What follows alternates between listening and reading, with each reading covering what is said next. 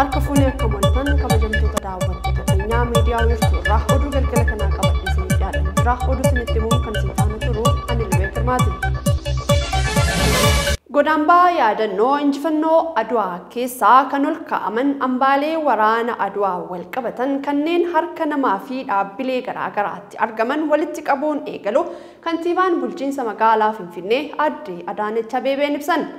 Qaamolee hambaalee kanneen dabarsan galateeffachuudhaan qaamoleen biroos fakkeenyummaa isaanii hordofuudhaan hambaalee injifannoo Adwaa fi gootummaan yeroo wal qabatan akka kennan Aadde Adaanech Abeebeen waamicha dhiyeessaniiru.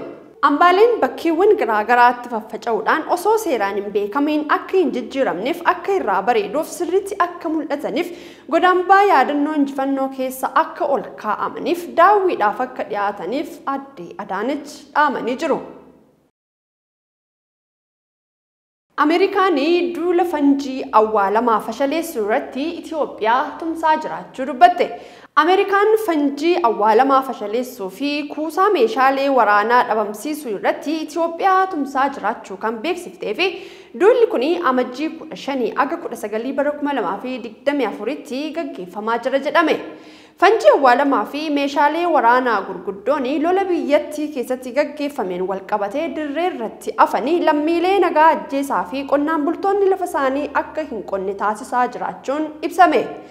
Aftee meeshaalee waraanaa kanneen nageenya booressaa maatilee sodaachisaa fi adeemsa waraanaa hiikkachuu danqaa jiraachuu ibsichi heeree jira. Haalli qilleensa ho'aa fi bubbee of keessaa qabu gidduu kana jiru balaa abiddaa uumuu fi isa uumame ammoo hammeessuudhaaf sababa ta'uu waan danda'uuf hawaasni of eeggannoo barbaachisaa gochuu akka qabu komishiniin sodaa balaa fi abiddaa hubachiise. Dubbiimaan komishinichaa obbo Nigaatuu Maammoo tajaajila oduu Itoophiyaatti yeroo himanitti haalli qilleensa ho'aa fi bubbee of keessaa qabu kan gidduu kana jiru magaalichatti balaan abiddaa akka mudatuu fi inni mudates akka babal'isu taasisaa jira jedhan. Sababa kanaan balaa abiddaa amajjii 1 bara 2016 waaree dura magaalaa Finfinnee naannawaa buufata konkolaataa Lambarat fuulduratti mana jireenyaa ka'ee ture to'atamee dabalatee gidduu kana ammoo balaan abiddaa hedduun magaalichatti mudachuu fi to'atamuu himanii jiru. Jijjiirama qilleensaa mudate kanaan magaalicha walakkeessa ji'a onkoloolessarraa eegalee giddugaleessa guyyaatti balaan 2 mudachaa jiraachuu himanii hawaasni of eeggannoo cimaa barbaachisaa akka taasisu dubbatanii jiru. Balaa abiddaa of eeggannoo irra darbee mudatu to'achuudhaaf ammoo lakkoofsa bilbilaa bilisaa 939 irratti bilbiluudhaan akka beeksisan obbo Nigaatuun hubachiisanii jiru. Mootummaan Sudaan Kibbaa fi Misraa waliigaltee gamtaa waraana biyyoota lamaan gidduu jiru jabeessuu mallatteessan. Waliigalteen kun kan taasifame ministeerri waraanaa Sudaan Kibbaa mul'isa indaastirii waraana Misraa bara 2023 Kaayirootti gaggeeffame daawwachuu hordofeeti. Ministeerri odeeffannoo Sudaan Kibba waliigalteetiin wal hubannaa mallatteeffame kun yeroo gabaabaa keessatti hojiirra oola kan jedhamee fi akkasumas ministeerri waraanaa Misraa Sudaan Kibba daawwannaa ni taasisu jedhamee jira.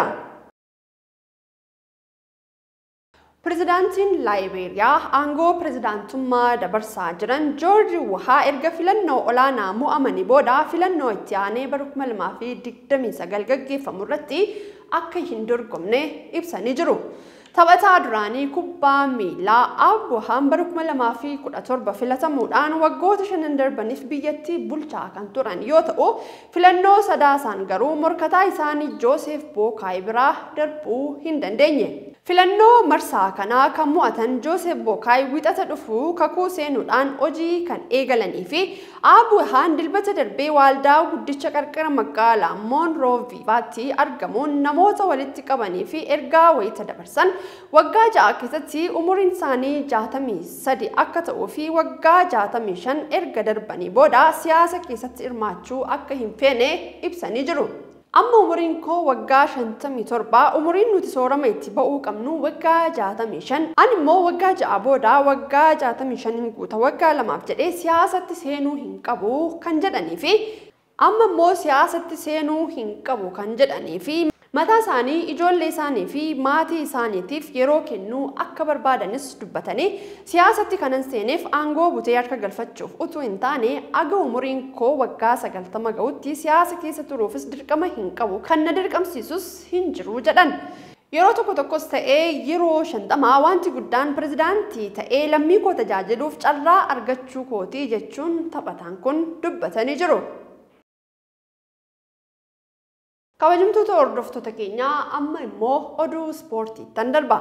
Leenjisaan kilaba kubbaa miilaa Roomaa Joozee Mooriiniyoon hojiirraa gaggeeffamuun ibsame.